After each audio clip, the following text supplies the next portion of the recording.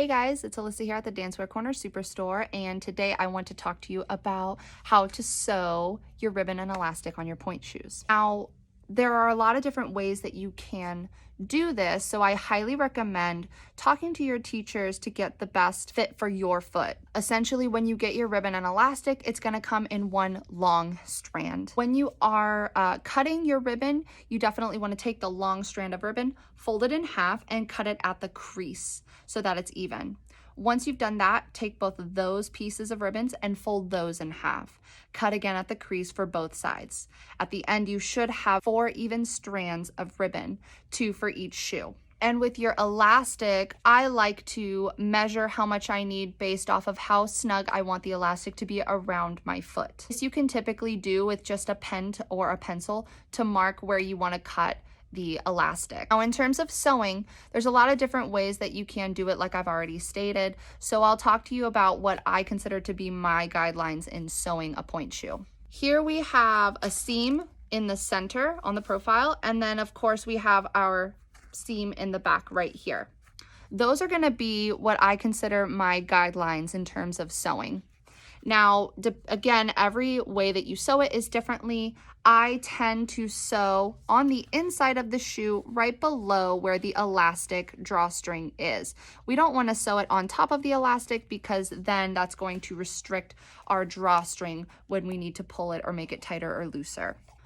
So typically, if you're doing a crisscross elastic, you want to do a 1/2 inch away from this seam. So about right here, we want to take one side and then we want to sew it to the other side.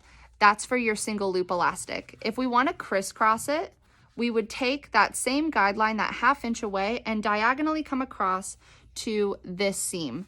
Now, this is where you would have to play with it. You can either put it in the front of the seam, 1/2 inch away, or in the back, 1/2 inch away. I prefer to have mine in the front. I think it holds a little bit nicer for me personally, but again, each person has their own way of sewing. In terms of your ribbon, I always do the opposite of wherever you sew your elastic. So if you sew your elastic in the front, I like to put my ribbon in the back. If you like to sew your elastic in the back, I like to put my ribbon in the front.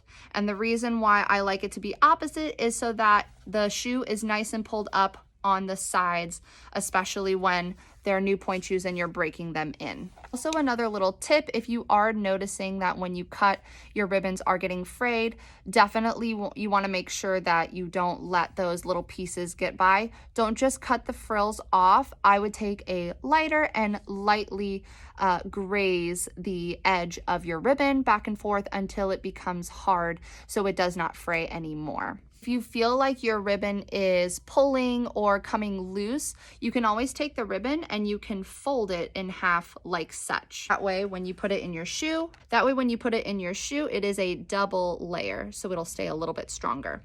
Now, when you are sewing, I would highly recommend to get some kind of a sewing kit. We do sell them at DanceWear Corner, or something that's going to be very sturdy and hold those ribbon and elastics to your shoe. I like to sew mine in a box. So if I was sewing my ribbon into my shoe, I like to start at one corner, work my way down through the edges until I make a square.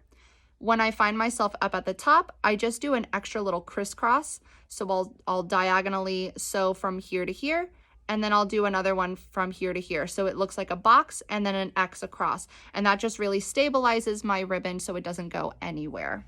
Remember, there are so many different ways to sew your pointe shoes, so please make sure that you talk to your teacher and get the best recommendation for you.